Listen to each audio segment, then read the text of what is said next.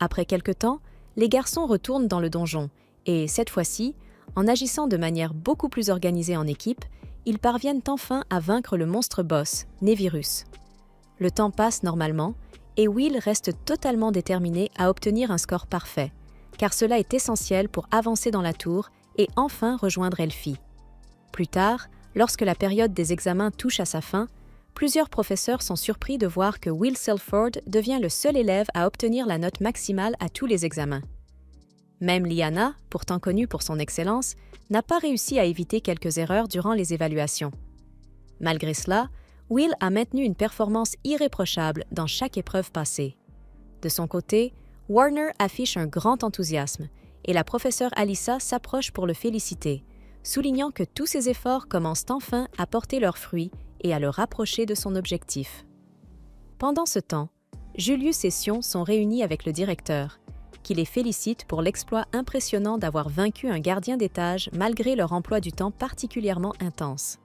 Cependant, en recevant sa baguette, Julius affirme qu'il n'a participé que parce que sa place dans la tour était déjà assurée, sans même avoir besoin de vaincre Nevirus. À ce moment-là, Sion le provoque en disant que même si Julius n'avait pas été présent, son absence serait à peine remarquée. Selon lui, la puissante glace de Julius avait disparu rapidement, rendant sa participation presque inutile. Agacé, Julius réplique aussitôt en rappelant que Sion avait passé tout le combat caché derrière l'insecte à simplement lancer des boules de feu. Comme d'habitude, les deux finissent par se disputer, tandis que le directeur remarque qu'il est évident qu'ils s'inquiètent tous les deux pour Will, ce qui ne fait qu'augmenter encore davantage leur irritation. Pendant ce temps, Will continue d'étudier intensément, presque sans repos. Il passe des jours sans manger correctement ni dormir, refusant de ralentir, car il croit qu'un seul point peut totalement changer son avenir. Colette essaie de le convaincre de faire une pause, mais Will insiste en expliquant que, grâce à l'aide de Lyanna et des autres, il a réussi à obtenir le score maximal durant les différentes épreuves. C'est pourquoi il estime devoir continuer à se surpasser.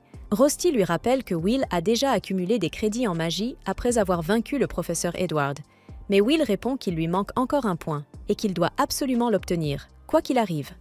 À ce moment-là, Rusty arrache l'un de ses cheveux gris et le montre à Will, en le prévenant que s'il continue à ce rythme, beaucoup d'autres finiront par apparaître. Colette s'agace alors et lui demande ce qu'il pense être en train de faire, mais Rusty répond avec provocation qu'il n'a fait que ce qu'elle-même avait toujours voulu faire. Colette reste immédiatement sans voix, visiblement gênée, ce qui permet à Rusty de remporter ce petit affrontement verbal. Plus tard, Lyanna fait remarquer à Vignal qu'après avoir vaincu Nevaris, ils pourront enfin gravir la tour avec fierté. Cependant, Vignal souligne que les choses n'ont pas été aussi simples, puisqu'après cela, ils ont encore dû affronter un grand-duc. Tout en continuant leur marche, ils remarquent à quel point Lyanna a changé, affirmant qu'elle ne dégage plus cette tension constante qu'elle avait autrefois. Lyanna acquiesce et se rappelle qu'elle cachait autrefois ses véritables émotions derrière un sourire, sans jamais réellement baisser sa garde. Wignall admet ensuite que ce changement est arrivé grâce à Will, car c'est lui qui lui a montré que même une personne forte peut faire des erreurs, et c'est précisément cela qui lui a valu son respect. Lyanna reconnaît elle aussi avoir énormément appris grâce à Will, comprenant désormais que la lâcheté peut naître d'un sentiment d'infériorité, mais qu'elle peut également se transformer en courage. Les deux se demandent alors ce que Will peut bien être en train de faire à cet instant, et Wignall répond que c'est évident. Il doit sûrement être à la bibliothèque, totalement absorbé par ses études. Plus tard dans la nuit, Colette, inquiète, décide d'apporter quelque chose à manger à Will, puisqu'il a passé toute la journée à la bibliothèque. Lorsqu'elle arrive, elle découvre qu'il s'est finalement endormi d'épuisement. Profitant de ce moment, elle le couvre délicatement avec une couverture et vérifie qu'il dort profondément. Sans vouloir laisser passer cette occasion, elle se penche doucement pour essayer de l'embrasser, mais Rusty apparaît soudainement et surprise, Colette essaie immédiatement de se justifier, affirmant que ce n'était pas ce que cela semblait être et qu'elle faisait simplement en sorte de remettre correctement les vêtements de Will. Cependant, Rusty ne la croit absolument pas et déclare qu'il ne laissera personne voler un baiser de cette manière. Essayant de cacher sa gêne, Colette affirme qu'elle s'inquiète simplement pour Will. Même épuisé, il continue à se pousser bien trop loin, et cela pourrait finir par lui causer de graves dommages. Elle avoue ensuite qu'elle n'aime pas voir Will poursuivre sans cesse Albus Vena, comme s'il était lié à elle, alors qu'elle se contente d'attendre tout en haut de la tour sans rien faire. Au fond d'elle, Colette reconnaît qu'elle éprouve de la peine pour lui, et Rusty admet qu'il pense exactement la même chose. Pendant ce temps, au sommet de la tour, Faria rencontre Eliana et remarque qu'il est rare de la voir sortir de sa chambre. Comme elle est habituellement très paresseuse, Eliana lui demande aussitôt si elle est encore contrariée d'avoir perdu leur combat. En réponse, Eliana affirme qu'elle n'a perdu que parce qu'elle avait été forcée d'utiliser la magie de glace, et que si elle avait utilisé d'autres éléments, elle serait sortie victorieuse. À ce moment-là, Zéo apparaît et demande aux deux filles de baisser la voix et de s'écarter, puisqu'il est en train de passer. Faria lui demande ce qu'il fait ici, et Zéo répond que cela devrait être évident, insinuant qu'elle est venue pour exactement la même raison. Il explique que le moment approche et que tout le monde doit commencer à se préparer pour le rituel, car la barrière est sur le point de disparaître. Pendant ce temps, Edward organise les matériaux nécessaires pour l'examen final, dont le thème sera les origines de la magie. Le lendemain, en entrant dans la salle de classe, il annonce que l'épreuve ne comportera qu'une seule question, et que tous ceux qui répondront correctement recevront 6 crédits. Il précise clairement qu'il n'acceptera aucune réponse vague et qu'il attend d'eux qu'ils démontrent tout ce qu'ils ont appris durant leurs 6 années passées à l'académie. Lorsque les copies sont distribuées, les élèves sont surpris de découvrir la question. Qu'est-ce que la magie? Même si cela paraît simple au premier abord, ils comprennent rapidement qu'il s'agit en réalité d'un sujet extrêmement complexe. Malgré cela, ils pensent tous être capables d'y répondre.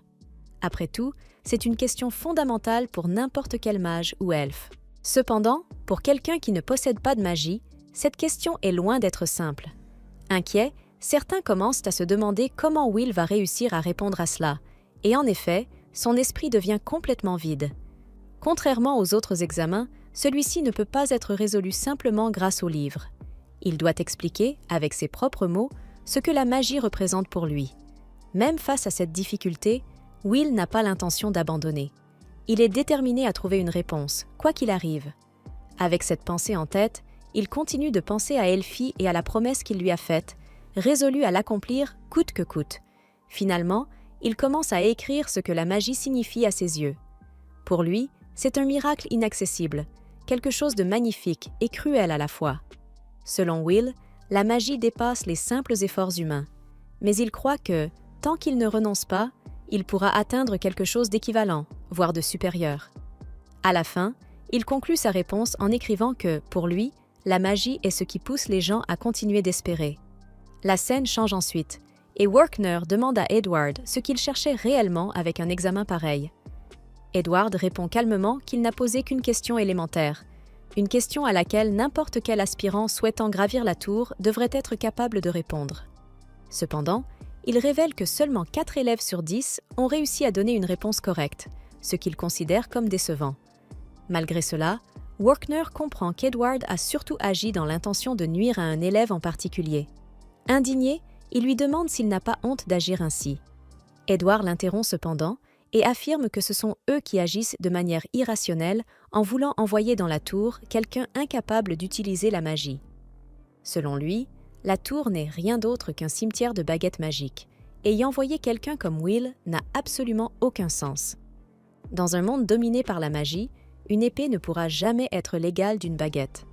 Il ajoute également que Workner et le directeur se trompent complètement, car ils ont nourri un rêve impossible à réaliser. Peu après, la liste des élèves est affichée, et parmi ceux ayant échoué figure le nom de Will. Il termine avec 7199 crédits, échouant à seulement 1 point du total nécessaire pour gravir la tour. La nouvelle le bouleverse complètement. Le temps passe, et dans un jardin, Rusty le retrouve afin de lui rendre ses lunettes désormais réparées. Durant leur conversation, Will montre toute sa frustration, affirmant qu'il était évident qu'il ne serait jamais capable de répondre correctement à cette question. Il se sent vaincu, persuadé qu'à cause de cet échec, il ne pourra pas tenir sa promesse. Rusty le serre alors dans ses bras et lui dit qu'aucun mot ne pourra réellement apaiser sa douleur, mais il lui assure qu'il restera à ses côtés, quoi qu'il arrive. Pendant ce temps, le directeur se réunit avec Vignal et Lyanna et leur demande s'ils ont réussi à retrouver Will, mais ils répondent que non. Julius apparaît alors et critique le fait qu'on cherche encore Will, le traitant de lâche pour avoir fui, tout en affirmant que les étudiants incapables d'évoluer finissent toujours par quitter l'académie. Vignal le confronte immédiatement et exige qu'il montre un minimum de respect, mais Julius insiste en disant que dans cet endroit seul, la magie compte réellement et qu'une personne se battant avec une épée n'a pas sa place ici. Sion admet même qu'il ne supporte pas Will et révèle sa frustration de ne pas avoir été celui qui l'a vaincu. Peu après, Workner apparaît et décide de prendre lui-même en charge les recherches pour retrouver Will, suggérant aux autres de profiter de la période de Terminalia. Pendant ce temps, les célébrations de fin d'année commencent. Claire anime l'événement avec humour, cachant sa frustration liée à l'absence de certains amis, puis elle rappelle l'histoire de Mercedes, la mage qui, 500 ans plus tôt, avait conduit les mages à sceller le ciel afin de protéger le monde. Comme cette barrière doit être renouvelée chaque année, les mages accomplissent un rituel collectif au passage de la nouvelle année, réussissant une nouvelle fois à la recréer.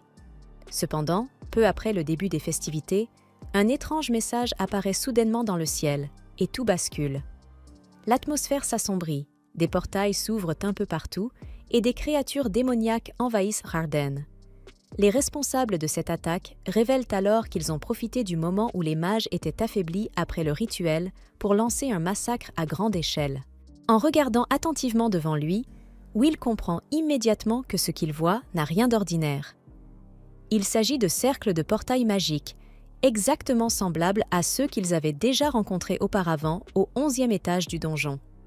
La ressemblance est impossible à nier, et cela le met aussitôt en état d'alerte, car il connaît parfaitement le danger que représentent ces structures ainsi que les menaces qu'elles peuvent libérer.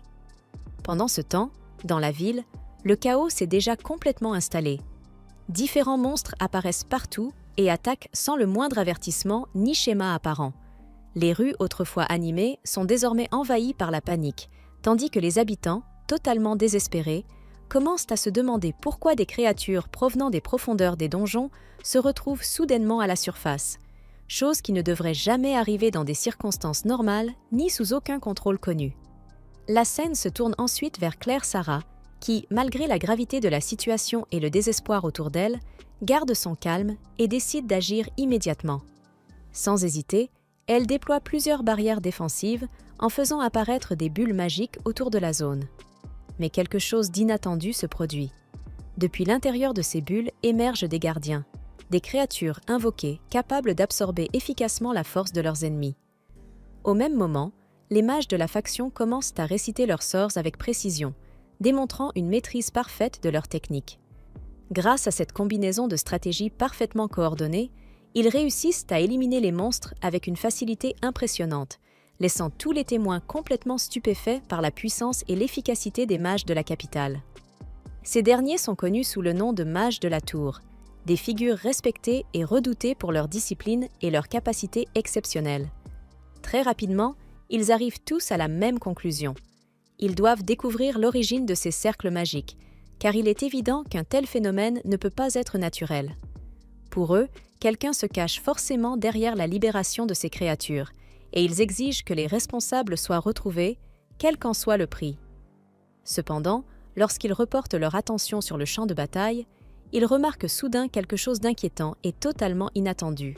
L'un des monstres parvient pourtant à survivre à toutes les attaques simultanées qui auraient dû le détruire complètement, même après qu'une nouvelle série de coups soit lancée contre lui. Au départ, tout le monde pense que l'ennemi a finalement été éliminé. Mais ils réalisent rapidement leur erreur lorsqu'ils voient la créature continuer à bouger. Aussitôt, tous les mages attaquent ensemble, essayant d'anéantir définitivement la menace sans lui laisser la moindre ouverture. Claire crie alors à l'un des hommes de battre immédiatement en retraite. Malheureusement, il est déjà trop tard. Sous les yeux horrifiés de tous, l'homme se fait brutalement trancher en deux. À cet instant, Claire comprend quelque chose d'encore plus inquiétant. La magie ne fonctionne tout simplement pas contre ces monstres, rendant toute leur stratégie complètement inutile. Lorsqu'elle est à son tour attaquée, elle parvient finalement à identifier la cause du problème. L'arme utilisée par l'ennemi est une Mage Slayer, une arme spécialement conçue pour neutraliser et transpercer les défenses magiques. un objet extrêmement rare et terriblement dangereux. La scène se déplace ensuite vers la directrice de l'académie, qui reçoit la terrible nouvelle que presque tous les mages de la tour ont été tués, en plus des nombreuses victimes civiles déjà recensées. Elle commence alors à réfléchir sérieusement à toute la situation, se demandant si cette arme a été produite à grande échelle pour la guerre et quel peut bien être le véritable objectif des ennemis derrière cette attaque. Malgré l'urgence absolue, lorsque certains proposent d'envoyer des renforts de l'académie vers la ville, elle refuse immédiatement et sans hésitation. Pour elle, tout cela n'est rien d'autre qu'une diversion soigneusement préparée afin de détourner l'attention de la véritable cible. Son objectif est clair. La tour doit être protégée à tout prix. Les mages présents comprennent alors qu'ils sont eux-mêmes les véritables cibles et qu'ils doivent agir rapidement avant qu'il ne soit trop tard. La seule option encore envisageable est de déployer la grande barrière. Mais un problème critique apparaît immédiatement. Le mana d'Elfaria est pratiquement épuisé, tout comme celui de tous les autres mages. C'est le seul jour de l'année où tous les mages se retrouvent complètement vidés de leur énergie magique, ce qui rend la situation encore plus dangereuse. Tout le monde comprend alors que les ennemis ont choisi ce moment délibérément, profitant du fait que les mages sont affaiblis afin de tous les éliminer d'un seul coup. L'un des hommes suggère qu'il serait préférable de battre en retraite pour préserver leur vie. Mais un vieil homme le réprimande sévèrement, lui rappelant qu'il a perdu ses yeux et qu'il n'a donc aucun droit de parler de fuite ou de faiblesse. Il interdit ensuite formellement à tous les mages de quitter la tour, quelles que soient les circonstances. Car si ne serait-ce qu'une seule baguette tombe et que la grande barrière est détruite, les envahisseurs célestes pourront pénétrer dans le monde. Et dans ce cas, ce ne sera pas seulement Rarden qui disparaîtra, mais le monde entier qui sera réduit en cendres. Une catastrophe qu'ils ne peuvent tolérer sous aucun prétexte. La scène change ensuite pour montrer les véritables responsables de l'attaque. Ces derniers sont visiblement irrités de constater que les mages de la tour ne sont pas apparus comme prévu. Ils avaient soigneusement préparé ce piège afin d'attirer tous les mages et de les éliminer d'un seul coup. Face à l'échec de ce plan initial, ils décident malgré tout de continuer avec les forces dont ils disposent actuellement, sans envisager de retraite. Pendant ce temps, dans la capitale, une mère et sa fille se retrouvent acculées par des monstres, sans aucune possibilité apparente de s'échapper. Alors que tout semble perdu, Will surgit soudainement pour les sauver, tranchant le bras de l'une des créatures d'un coup rapide et précis. Même les ennemis sont surpris par la puissance démontrée par le jeune garçon. Un bref souvenir de son passé refait alors surface. Depuis toujours, Will n'a jamais compris pourquoi les gens méprisent autant ceux qui utilisent des épées. Mais malgré toute la rancœur qu'il porte en lui, il n'a jamais laissé cette haine le consumer totalement. Déterminé, il avance sans la moindre hésitation et élimine plusieurs ennemis avec une facilité impressionnante. L'une des filles remarque cependant que, même si Will est capable d'affronter des mages avec son épée, il ne peut pas tout gérer seul face à une menace d'une telle ampleur. Face à cette situation, le mage royal décide alors d'autoriser les nains à entrer eux aussi dans la bataille afin de rééquilibrer les forces. Le maître de Will s'agenouille alors humblement devant eux, demandant leur aide et leur soutien. Même s'ils hésitent au départ, les nains finissent finalement par accepter, principalement par respect envers. Pendant ce temps, les amis de Will rencontrent d'énormes difficultés simplement pour survivre. Même en utilisant la magie d'illusion, les monstres parviennent à bloquer toutes leurs attaques avec une facilité inquiétante, comme s'ils étaient déjà préparés à ce type de pouvoir. L'une des filles propose alors une nouvelle stratégie, distraire les ennemis pendant que les nains s'approchent discrètement. En suivant ce plan, ils renforcent leur bouclier et utilisent le pouvoir de Colette pour faire tomber la statue du saint sur l'un des monstres, réussissant enfin à lui infliger des dégâts importants. Julio est complètement choqué en voyant cela, car détruire une statue sacrée pourrait attirer la colère des divinités et provoquer des conséquences encore plus terribles. De leur côté, les mages de la tour deviennent irrités lorsqu'ils réalisent qu'ils doivent compter sur les nains pour remporter cette bataille. Certains refusent même d'accepter cette idée, malgré l'urgence de la situation. Les mages infiltrés, quant à eux, comprennent que tout leur plan est en train d'échapper à leur contrôle, surtout avec l'arrivée des nains sur le champ de bataille et leur manque d'armes adaptées pour les affronter correctement. Ils décident alors d'utiliser leur ultime carte, quelque chose qu'ils avaient gardé en réserve pour le moment le plus critique. Soudainement, un portail s'ouvre juste devant Will. Le jeune garçon reste figé de stupeur lorsqu'il voit la créature qui en émerge lentement. Le monstre attaque immédiatement, ne lui laissant aucune possibilité de réagir. D'un seul coup, il projette Will à plusieurs mètres et le met inconscient sous la violence de l'impact. La scène se déplace ensuite vers Finn, qui affronte l'un des derniers ennemis encore en vie et exige des réponses sur l'origine des monstres ainsi que sur le véritable plan derrière cette attaque. L'homme affirme qu'il est déjà trop tard pour arrêter quoi que ce soit et révèle que leur véritable objectif était de l'emmener dans les profondeurs du donjon. Cependant, avant même qu'il puisse en dire davantage, il est tué, laissant toutes les réponses en suspens. Finn, partagé entre l'incrédulité et la frustration, refuse d'accepter que tout se termine ainsi. La scène revient ensuite vers Will, qui se réveille au moment précis où il allait subir une nouvelle attaque. Il parvient à esquiver au tout dernier instant et tente immédiatement de comprendre d'où vient cette créature et pourquoi elle possède une puissance aussi monstrueuse. Il s'agit de Devandé, un monstre provenant du 40e étage du donjon, une créature tristement célèbre pour avoir massacré les générations précédentes de mages. Les ennemis expliquent qu'ils ont dû sacrifier 50 de leurs propres hommes simplement pour réussir à faire passer cette créature à travers le portail. Malgré cela, ils se montrent satisfaits, convaincus que cela provoquera un impact colossal. Pendant ce temps, Will continue de se battre, mais il est incapable d'infliger le moindre dégât et se fait continuellement projeter dans tous les sens. Il parvient à sauver un camarade, mais finit violemment écrasé contre le sol. À ce moment-là, les nains arrivent pour lui prêter main forte. Après avoir éliminé plusieurs monstres, ils réalisent malheureusement trop tard qu'ils sont tombés dans un piège. La créature commence alors à absorber l'énergie de tous les monstres vaincus, devenant encore plus puissante. Elle va même jusqu'à dévorer ses propres alliés afin d'accroître davantage sa force. Toute tentative d'approche devient inutile, car elle crée un bouclier qui repousse quiconque essaie de l'attaquer. Avec une facilité terrifiante, elle terrasse plusieurs nains à la fois, laissant Will complètement horrifié. Les ennemis observent la scène avec satisfaction, puisque la magie est totalement inefficace contre cette créature. Will comprend finalement que tous ces monstres ont été sacrifiés dans le seul but de créer cette abomination. Une mer de sang commence à se former autour de lui, et il ressent un immense poids sur ses épaules, incapable de faire quoi que ce soit. Il sait qu'il aurait besoin de quelqu'un pour enchanter son épée, mais chaque attaque est systématiquement bloquée. Sous ses yeux, le bras d'un de ses amis est tranché, ce qui fait grandir encore davantage sa colère. Malgré tout, il continue d'avancer, esquivant et attaquant sans relâche.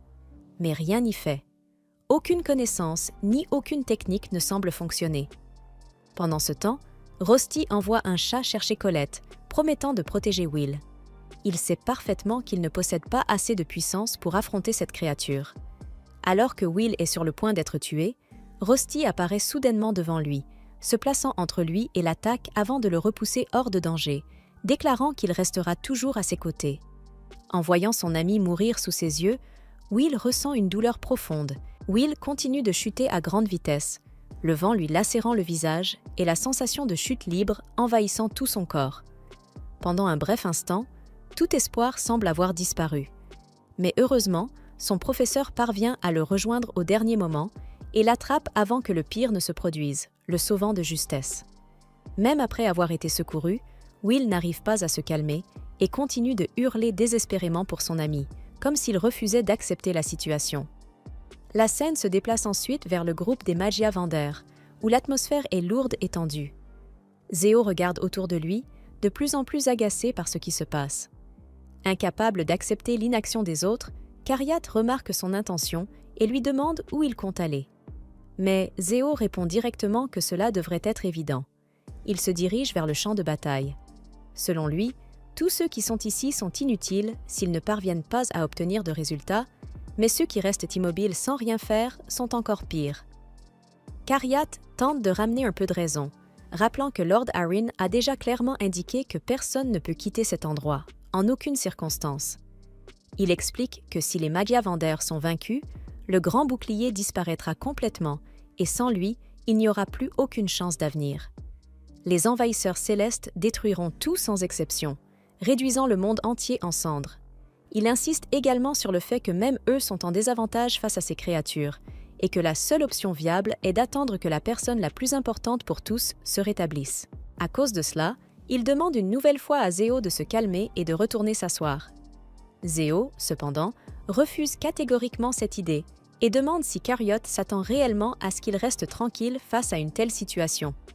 Il déclare qu'il préfère envoyer tout cela au diable plutôt que de rester là à tenir une baguette impuissante sans rien faire. Face à cela, Carriot décide d'intervenir et utilise sa puissance pour l'empêcher d'avancer. Exigeant que Zeo retourne immédiatement à sa place, il précise clairement que s'il n'obéit pas, il sera contraint de le maîtriser par la force. L'altercation s'intensifie au point que personne autour n'ose intervenir. Ceux qui gardent encore une vision lucide de la situation savent que les Magia Vendeurs ne peuvent pas se séparer dans un moment aussi critique. À cet instant, Lady se lève et brise le silence, exigeant que le maître retire ses ordres. Celui-ci répond froidement qu'Elfaria ne doit pas tenter de le faire changer d'avis et lui ordonne de se rasseoir. Malgré cela, elle ignore l'ordre et décide d'agir seule, déterminée à protéger ceux qu'elle aime, y compris Will. Avant de partir, elle avertit que s'il tente de l'arrêter, elle n'hésitera pas à attaquer elle aussi. La scène revient ensuite sur Will, désormais consumé par la colère et la frustration face à tout ce qui se déroule. Le maître analyse la situation et comprend que l'arrivée de Devander a provoqué l'effondrement total de la ligne de front. Alors que les Dinaburos survivants continuent d'avancer en forçant tout le monde à reculer, même les nains, pourtant connus pour leur résistance, ne parviennent plus à contenir l'avancée ennemie. Face à cela, il estime que Will est désormais le seul espoir restant. Mais Will, lui, refuse catégoriquement. Il se sent complètement impuissant, se rappelant qu'il a déjà vécu une situation similaire par le passé, lorsqu'Elfie lui a été arrachée. Tout cela arrive parce qu'il est incapable d'utiliser la magie comme les autres. Sans ce pouvoir, il a l'impression d'être incapable de protéger qui que ce soit Elfaria, Rosti ou n'importe qui d'autre. Dans son esprit, il ne se voit plus que comme un échec. Workner tente de le calmer, en parlant fermement, mais Will continue de se remettre en question, sans comprendre pourquoi lui seul ne peut pas utiliser la magie. Soudain, un ennemi apparaît devant lui et le regarde avec mépris, le traitant d'inutile avant de lancer ses épées dans sa direction. La scène se déplace rapidement vers les amis de Will et Kiki comprend immédiatement qu'il est en danger. Sans hésiter, elle se met à courir pour lui venir en aide. Sion la suit juste derrière. Pendant ce temps, l'homme sans tête continue de diriger son orchestre chaotique, semant la destruction dans toute la ville. Il attaque sans pitié, comme si tout cela n'était qu'un simple spectacle. Malgré son désir d'aller chercher de nouvelles victimes, il se retient, se souvenant que son rôle aujourd'hui est uniquement de commander. Au même moment, le monstre le plus puissant avance lentement vers la tour, comme si rien ne pouvait l'arrêter. Claire comprend que cette créature possède une puissance suffisante pour vaincre un Magia Paravender, mais elle décide malgré tout de l'affronter. Juste après, la scène change à nouveau, et le professeur ordonne à tout le monde d'attaquer le monstre, même si cela signifie sacrifier leur propre vie. Les nains protestent, affirmant que leur peuple a déjà été pratiquement anéanti en servant de bouclier sur la ligne de front. Donon et beaucoup d'autres ont déjà été vaincus, et ils comptent maintenant envoyer les survivants à la mort. Malgré cela, le professeur insiste, en disant qu'ils doivent agir ainsi pour les enfants qui continuent de se battre. Ailleurs, sur le champ de bataille, un mage court pour protéger Gina et parvient à éliminer un ennemi qui s'approchait d'elle. Perdue, elle lui demande pourquoi il a fait cela. Il répond que leur vie valent moins à ce moment précis et que c'est le devoir des aînés de protéger les plus jeunes, même si cela doit leur coûter la vie. Déterminée, elle se relève et ordonne à tous d'avancer vers le centre de la capitale. Pendant ce temps, la ville continue d'être ravagée sans interruption, et chacun tente de résister comme il le peut. Une amie de Colette, au milieu du chaos, se demande où elle se trouve, souhaitant la revoir au moins une dernière fois. Au cœur de la destruction, Elisa apparaît et sauve 2 étudiants en danger, en disant que malgré tous les problèmes qu'ils causent, ils restent extrêmement importants pour elle. La scène revient ensuite à la directrice, qui reçoit des rapports de plus en plus inquiétants. Ils parviennent à protéger les civils, mais n'ont pas assez de puissance pour faire reculer l'ennemi. Iris explique que, grâce aux efforts des nains, une partie des Mage Slayers a été éliminée, mais que cela reste insuffisant pour arrêter Devander. Sur tous les fronts, le constat est le même. il n'y a pas assez de puissance pour répondre à un niveau équivalent. La scène revient ensuite à la confrontation de Will. L'ennemi qui l'a attaqué se dit impressionné par la puissance du professeur, même s'il est parvenu à le blesser. Will essaie de comprendre ce qui s'est passé, tandis que Workner, grièvement blessé, reste debout avec difficulté. Malgré ses blessures, il sourit, satisfait d'avoir réussi à protéger Will. Il s'excuse et admet que, désormais, il ne peut plus compter que sur lui. Will est la seule personne capable de sauver la ville. Cependant, Will insiste en disant qu'il en est incapable. Il se sent complètement brisé en voyant autant de bonnes personnes se sacrifier pour lui. Alors qu'il pense ne pouvoir sauver personne, Workner l'enlace à ce moment précis et lui révèle qu'il lui a caché quelque chose d'important depuis tout ce temps.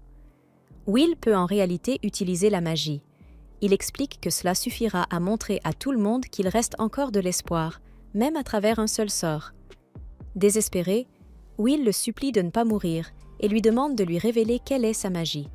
C'est alors que Finn apparaît devant lui et déclare que la lumière peut traverser n'importe quoi. Il assure que le professeur survivra et affirme que, désormais, le plus important est que Will se relève, car tout a déjà été préparé pour lui. Avant d'agir, Will demande ce que signifie cette soi-disant motivation. Finn explique qu'il ne s'agit pas de contrôler les éléments comme le feu ou le vent, mais quelque chose de bien plus profond, les émotions. Will, encore incertain, pense qu'il ne s'agit que d'un simple artifice et que cela ne suffira pas à sauver le monde. Finn l'interrompt et affirme que c'est justement la chose la plus importante. Il dit que toute personne incapable de se changer elle-même ne pourra jamais changer le monde autour d'elle. Puis, il lui demande de se souvenir de qui il est vraiment, de ses origines et de tout ce qui l'a amené jusqu'ici. Il ajoute que le verrou a déjà été ouvert et que le moment est venu de brandir l'épée. C'est le début d'un nouveau voyage, traversant les ténèbres pour aller au-delà du faux ciel. L'épée commence à briller intensément, et Finn demande à Will s'il connaît le nom de la magie qui existe en lui. Il lui ordonne de la prononcer à voix haute, sans hésitation. Will se relève alors et prend une profonde inspiration. À cet instant précis, ses cheveux deviennent blancs et une nouvelle énergie envahit son corps. Il fonce à grande vitesse vers l'ennemi et commence à éliminer tous les monstres autour de lui, surprenant complètement tous ceux qui observent la scène. Colette et Sian avancent eux aussi pour combattre, même s'ils sont déjà complètement épuisés. Ils refusent de battre en retraite, car ils savent que Will n'abandonnerait jamais. En entendant cela, Will admet que ce n'est pas entièrement vrai, car il a lui aussi ressenti de l'envie et beaucoup d'amertume en lui. Même ainsi, il a toujours admiré ses amis pour ne jamais abandonner, quelles que soient les difficultés. Avec sa voix enfin définie, Will bloque une attaque puissante et décide de combattre comme une épée solitaire, avançant sans hésitation. Ainsi, cet épisode intense se termine, laissant une atmosphère à la fois tendue et pleine d'espoir. Et si ce moment vous a également donné des frissons, nous découvrons ensuite un peu plus Finn, qui apparaît aux côtés d'une femme nommée Mercedes, tandis qu'elle tient un enfant dans ses bras. L'environnement est calme, mais la conversation porte un poids immense. Finn explique alors à une personne assise devant eux que, malgré tout ce qui s'est passé, la tour a fini par être sauvée. Selon lui, l'espoir de ce monde commence donc lentement à revenir, même s'il reste fragile. En entendant cela, elle répond avec méfiance, en disant que l'horloge de la fin du monde pourrait être erronée. Pour elle, cet espoir est extrêmement instable, comparable à une simple brindille pouvant se briser à tout moment sous la moindre pression. Malgré tout, il y a un léger soulagement. L'escalier céleste a été scellé. Cela garantit une courte période de répit pour tout le monde. Un bref intervalle avant que les envahisseurs célestes ne reviennent attaquer et tenter de dévaster à nouveau le monde. Jusqu'à ce moment-là, elle déclare qu'elle s'occupera de plusieurs baguettes, assumant sa responsabilité, tandis que Finn se chargera d'autre chose d'aussi important, une épée solitaire. Face à cela, Finn lui demande si elle est vraiment sûre de cette décision.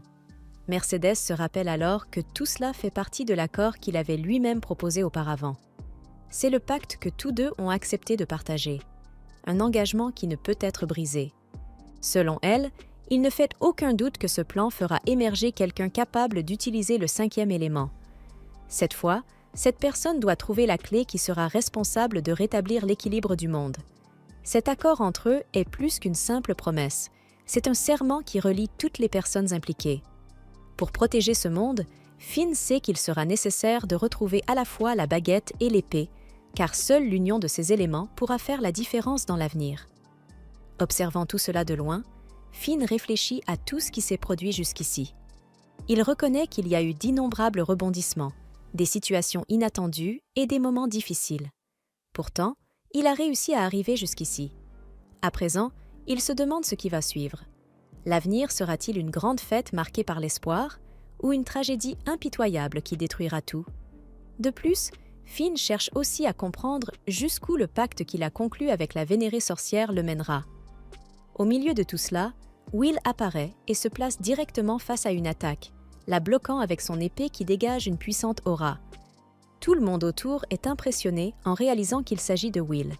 Avec une facilité surprenante, il parvient à projeter le monstre au loin d'un seul coup, démontrant une force extraordinaire. Pendant ce temps, à l'école, la situation est chaotique. Les gens commencent à avertir qu'il faut évacuer les lieux au plus vite. Cependant, une fille décide d'agir et active l'un de ses pouvoirs pour contenir la situation. Elle se souvient que, par le passé, ils avaient déjà réussi à repousser une invasion à l'académie. Et pour cette raison, elle croit qu'il reste encore de l'espoir. Malgré tout, elle se demande ce qui est réellement en train de se passer. En regardant au loin, elle aperçoit Will, qui avance sans hésitation contre le monstre. Les deux s'engagent dans un affrontement intense, si violent qu'il fait trembler toute la ville. Les gens autour commencent à se demander s'il affronte vraiment seul cette créature terrifiante. Will, de son côté, esquive les attaques avec une grande maîtrise, démontrant précision et contrôle. Même à la tour royale, tout le monde suit le combat, regardant Will affronter la bête. Une femme demande alors à Ed qui est ce garçon en train de combattre le monstre. Sa réaction est irritée, surtout lorsqu'il comprend qu'il s'agit de Will.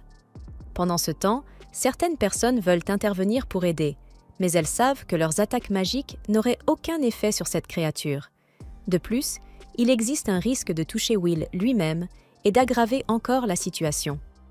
La tension augmente et beaucoup commencent à se sentir mal à l'aise, traitant Will d'échec et disant qu'ils ne peuvent rien faire pour lui. Cependant, l'un des garçons se souvient que tout le monde a déjà été sauvé par Will auparavant. Soudain, Sion apparaît, l'encourageant, et peu après, d'autres amis arrivent également, se mettant à crier et à soutenir Will. Ed, toujours sceptique, affirme qu'il ne veut pas laisser ce combat entre les mains de quelqu'un qui ne peut pas utiliser la magie. Cependant, il finit par tomber au sol, et une fille réalise qu'il n'a pas changé du tout. Sion déclare que ce n'est pas le moment de vouloir protéger son élève, mais plutôt de croire en lui et de l'encourager à gagner. Pendant ce temps, une fille à lunettes réfléchit à la situation. Cette ville est connue comme le centre de la magie, et pourtant tout le monde place ses espoirs sur quelqu'un qui ne possède aucun talent magique. Sur le champ de bataille, Will continue d'affronter la bête en échangeant des coups avec le monstre. Will se remémore son passé.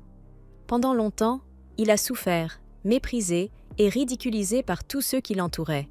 Même si c'est la seule fois où tout le monde l'encourage, Will décide d'avancer. C'est ce monde qui lui a donné le courage de se battre, et ce sont ces personnes qu'il veut protéger. Déterminé, il se jette sur la bête avec toute sa force. Mais au moment critique, son épée finit par se briser. Lady observe la scène et sent que quelque chose a changé chez Will. Au même moment, Elfaria recule de quelques pas. Alors que tout le monde autour d'elle affirme qu'elle n'a pas le droit de quitter cet endroit, cela ne lui traverse même pas l'esprit. Dans un geste décisif, son mana déborde et elle projette une épée en direction de Will. Grâce à cela, sa puissance augmente considérablement. Avec l'aide d'Elfaria, Will parvient à former une nouvelle arme appelée Albus Wise. Sion reconnaît que cette épée est similaire à celle utilisée par le grand-duc. C'est une arme spéciale, capable d'absorber les sorts. Même ainsi, tout le monde se souvient que la magie n'a normalement aucun effet sur cette bête, quelle que soit sa puissance. Pourtant, avec une attaque précise, Will parvient enfin à blesser le monstre. Pendant ce temps, les mages envahisseurs sombrent dans le désespoir, se demandant ce qui se passe et comment il a pu vaincre la créature qu'ils avaient invoquée. À la tour, tout le monde observe, impressionné par la puissance démontrée par Will. Ils savent qu'il ne s'agit pas d'une magie ordinaire.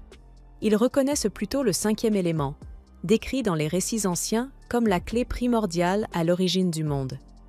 Un vieil homme comprend alors que Finn a enfin trouvé ce qu'il cherchait. Tout est lié au serment passé avec la Reine des Mages, l'union entre la baguette et l'épée. Retour au combat, Will continue d'esquiver les attaques avec une précision absolue. Lors d'une nouvelle offensive, il frappe encore le monstre.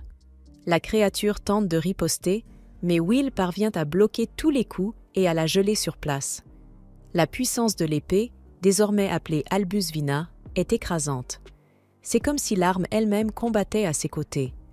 Peu après, de nouveaux portails commencent à apparaître derrière Will, laissant tout le monde inquiet de ce qui pourrait arriver. Cependant, pour Elfaria, cela ne représente pas un problème. Elle pense qu'ensemble, ils sont capables de surmonter n'importe quel obstacle. Décidant de mettre fin au combat, Will plante son épée dans le sol et libère une attaque puissante. Full Burst, suivi de Glaze Frost, L7. En un instant, tout l'environnement autour est recouvert de glace. La puissance de l'attaque suffit à vaincre tous les ennemis avec facilité. Sans perdre de temps, Will décide d'en finir une bonne fois pour toutes. Il avance contre le monstre principal et, avec une précision impressionnante, parvient à le vaincre. Tout le monde autour est émerveillé par sa force, en particulier les nains, qui célèbrent la victoire avec un grand enthousiasme. Pendant ce temps, Finn observe la scène et commence à rire, totalement fasciné par ce qu'il voit. Pour lui, c'est magnifique. Will a dépassé toutes les attentes. Il est même meilleur que ce que Finn avait imaginé. À présent, il devient clair qu'il est le dernier espoir qui reste. Enfin, Finn s'excuse auprès de Mercedes pour le retard de tout cela. Il admet qu'il lui a fallu 500 ans pour parvenir à ce moment, à cause d'une erreur de calcul. Malgré tout, le temps d'attente est terminé. Le long prologue touche enfin à sa fin. Le rideau se lève, marquant le véritable début de tout. À partir de maintenant, l'union définitive entre la baguette et l'épée commence.